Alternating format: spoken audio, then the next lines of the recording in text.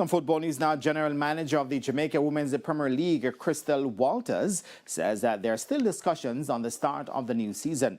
Speaking at the launch of the NAVJA, Walters says there are talks in place set to start in the new year.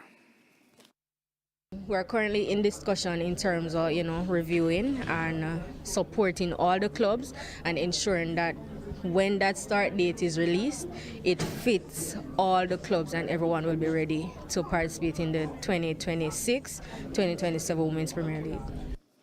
And with Shanique Buckley recently scoring a brace in the Reggae Girls' dominant 18-0 victory against Dominica in World Cup action, Walters says it is a testament to the capabilities of the players. The coaches, the administrators, how they groom, how they nurture these talents, is a bigger impact to the growth of the senior women's team locally and even internationally, to see these players getting scholarship overseas and other further endorsements. And staying on football, former champions Arnett Gardens scored one of the biggest wins in recent Jamaica Premier League history, as they scored an arresting 10-2 win over Spanish Town Police at the Jusen Stadium today.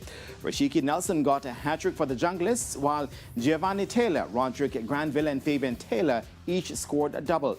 Jordan Ellison scored both of Spanish Town Police goals.